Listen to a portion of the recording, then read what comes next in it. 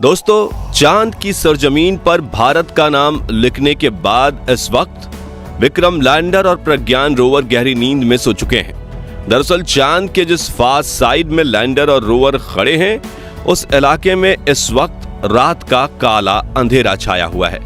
ऐसी कपकपाती हुई ठंड है कि अगर आप पानी का गिलास भरकर ऊपर उछालो तो वो पानी उसी सेकंड बर्फ बन जाएगा। वहीं बैटरी चार्ज करने के लिए सोलर पैनल्स को सौर ऊर्जा मिलना भी नामुमकिन है।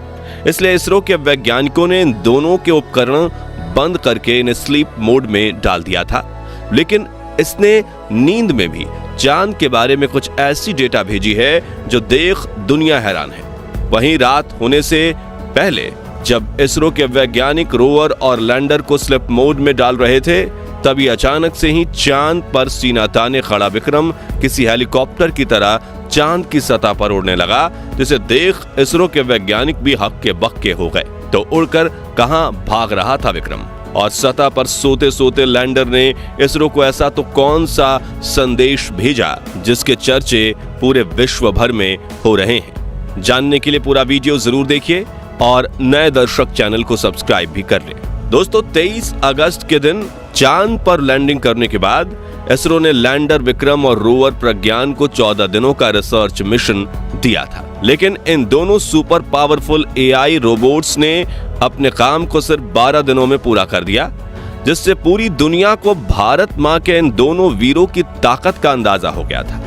जिसके बाद वैज्ञानिकों ने इसे स्लीप मोड में डाल दिया। लेकिन उन्हें यह उम्मीद बिल्कुल भी नहीं थी कि सोया हुआ लैंडर अचानक से अपनी आंख खोलेगा और शेर की तरह ऐसी दहाड़ मारेगा कि पूरा चांद ही हिल जाएगा। दरअसल वैज्ञानिकों के हवाले से ऐसा कहा जा रहा है कि 4 सितंबर को स्लीप मोड में जाने के बाद विक्रम लैंडर ने हफ्ते भर में अचानक से अपने एक उपकरण को ऑन किया था और इसरो के कमांड सेंटर को रात के समय चांद के खौफनाक मंजर की खबर दी थी। उसने कहा कि यहाँ तापमान काफी तेजी से कम हो रहा है और मुझे काफी ठंड महसूस हो रही है। जी हाँ, विक्रम लैंडर ने चांद के बारे में जो डेटा शेयर की है, उसके मुताबिक इस वक्त जहां वो खड़ा है उस जगह का तापमान -200 डिग्री तक पहुंच चुका है और हर तरफ सिर्फ अंधेरा छाया हुआ है, जिसकी वजह से लैंडर और रोवर के उपकरण ठंडे पड़ चुके हैं और उन्हें ऑन होने में दिक्कत आ सकती है। हालांकि दोस्तों, आपने फोटोज में देखा होगा कि लैंडर विक्रम और रोवर प्रज्ञान पर एक सोने की परत चढ़ी हुई है, जिसे मल्टी लेयर्ड इंसुलेशन कहते हैं। ये एक तरह की थर्मल कोटिंग होती है जो कि किसी भी स्पेसक्राफ्ट को ज्यादा ठंडे और ज्यादा गर्म तापमान से बचाने का काम करती है। वही वैज्ञानिकों का कहना है कि जब इनके उपकरणों पर सूर्य की रोशनी पड़ेगी तो इनके ऊपर जो थोड़ी बहुत जमी हुई चांद की धूल होगी वो भी पिघलकर उतर जाएगी, जिससे उपकरण फिर से शुरू हो जाएंगे।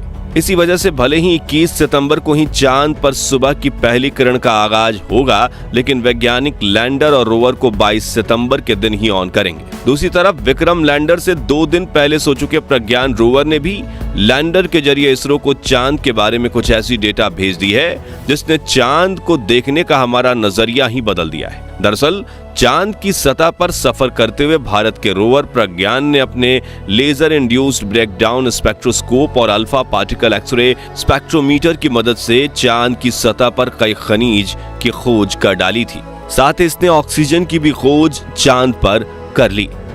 अब आपके दिमाग में यह सवाल आ रहा होगा कि चांद पर तो बिल्कुल पतला वातावरण है, तो उसमें ऑक्सीजन की लेयर कहां से आई?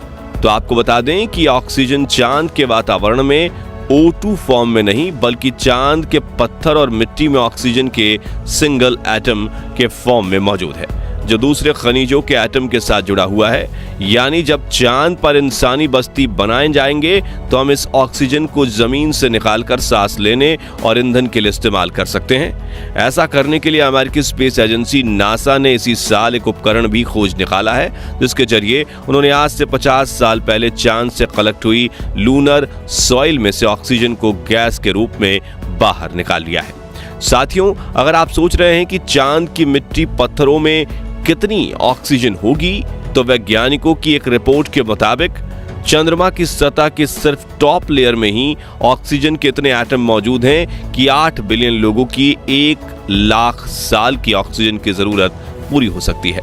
वहीं प्रज्ञान ने भी ये बताया है कि चांद की सतह के टॉप लेयर के नीचे जमी हुई ग्लास बीड्स मौजूद हैं, जिनमें बर्फ के रूप में इतना ज्यादा पानी मौजूद है जो इंसानों के लाखों साल की जरूरत को पूरा कर सकता है।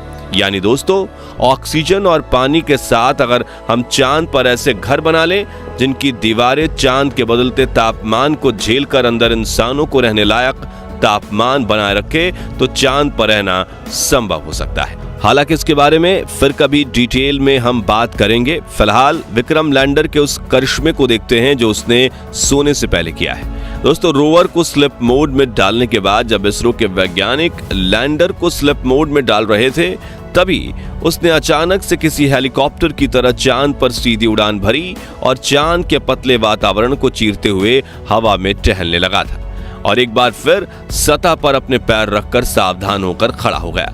दरअसल जब इसरो की टीम विक्रम लैंडर को स्लिप मोड में डाल रही थी, तभी उन्होंने देखा कि लैंडर में काफी फ्यूल बचा हुआ है और बैटरी भी फुल चार्ज है। तो उन्होंने एक नया प्रोग्राम करने की सोची, जिसके लिए उसके थ्रस्टर्स इंजन चालू किए गए और धीरे धीरे उसने अपने पैर जमीन से उठाना शुरू किया। देखते ही देखते विक्रम 40 सेंटीमीटर ऊपर उठ गया, जिसके बाद वैज्ञानिकों ने इसे अपने आप सॉफ्ट लैंडिंग करने का कमांड दिया, जिसका मैसेज मिलते ही विक्रम ने अपनी 11 आंख यानी 11 कैमरा ऑन किए और उन्हें सहायता देने के लिए अपने 9 सेंसर्स भी ऑन कर दिए। फिर हवा में रहते हुए इसने चारों ओर देखना शुरू किया ताकि लैंडिंग के लिए सीधी सतह मिले और जैसे उसे वो जगह मिल गई वैसे ही वो उड़ते हुए वहां गया और इंजन बंद करके उसने वहां दूसरी बार सॉफ्ट लैंडिंग की। विक्रम लैंडर की इस उपलब्धि से वैज्ञानिक काफी खुश हैं, क्योंकि ऐसा करके उन्होंने भविष्य में होने वाले चंद्रयान 4 और चंद्रयान 5 मिशन के लिए कई रास्ते खोल दिए हैं। आपको बता दें कि चंद्रयान 4 एक सैंपल रिटर्न मिशन होने वाला है, जिसने चांद की सतह पर लैंड होते हुए लैंडर को सैंपल कलेक्ट करने होंगे और फिर वापस धरती पर आना होगा। ऐसे में वैज्ञानिक पहले कंफ्यूज थे कि हमें दूसरा लैंडर डिजाइन करना पड़ेगा, लेकिन फिर से टेक ऑफ करके विक्रम ने यह बात साबित कर ली है कि जब तक मैं खड़ा हूं आपको दूसरे लैंडर की जरूरत नहीं होगी। इसी वजह से अब चंद्रयान 4 मिशन जहां 2026 में होने वाला था, वहीं अब वैज्ञानिक इसे 2024 में करने की कोशिश में लग चुके हैं, क्योंकि अब इन्हें सिर्फ विक्रम की साइज थोड़ी बड़ी करनी है ताकि इसमें सैंपल कलेक्ट करने के लिए रोबोटिक हाथ लगाया जा सके और रखने के लिए कैप्सूल फिट किया जा सके। वहीं चंद्रयान 4 के बाद अब इसरो चंद्रमा पर अपना पहला मानव मिशन यानी चंद्रयान 5 भी भेजेगा। तब भी इसी टेक्नोलॉजी के साथ बस विक्रम को बड़ा किया जाएगा और इसके अंदर 2 एस्ट्रोनॉट्स के बैठने के लिए कैबिन बनाई जाएगी। इसमें 2 चेयर्स और एक कम्युनिकेशन सिस्टम, ऑक्सीजन सिलेंडर्स और पानी वगैरह रखने के लिए थोड़ा स्टोरेज बनाया जाएगा और इसरो इसमें इंसानों को बिठाकर 2027 तक चांद पर भेज सकता है। फिलहाल इस वक्त तो वैज्ञानिक 22 सितंबर का इंतजार कर रहे हैं, क्योंकि अगर उस दिन इन दोनों ने इसरो के सिग्नल रिसीव कर लिए और ये फिर से ऑन हो गए तो इन्हें काम करने के लिए 14 दिन और मिल जाएंगे, जिसमें ये चांद के और कुछ अद्भुत रहस्यों से पर्दा उठा पाएंगे। और अगर चांद की रात की इस कपकपाती ठंड में इनके उपकरण या बैटरीज खराब हो गई तो फिर ये हमेशा चांद के शिव शक्ति पॉइंट पर भारत के लूनर एम्बेसडर बनकर पड़े रहेंगे। लेकिन हमें उम्मीद है कि भारत के ये 2 वीर फिर जागेंगे और दुनिया में हमारा नाम रोशन कर देंगे। तो दोस्तों, आज के लिए बस इतना ही। अब आप एक सच्चे देशभक्त की तरह इस वीडियो को लाइक करने के साथ कमेंट बॉक्स में जय हिंद जरूर लिखें, ताकि वीडियो देख रहे इसरो के वैज्ञानिकों को भी खुद पर गर्व महसूस हो सके। और हाँ, चंद्रयान 3 से जुड़े ऐसे ही लेटेस्ट अपडेट्स के लिए हमारे चैनल को सब्सक्राइब करके पास वाली घंटी भी बजा दीजिए। और अगर आप ये वीडियो फेसबुक पर देख रहे हैं तो हमारे पेज को फॉलो कीजिए। धन्यवाद।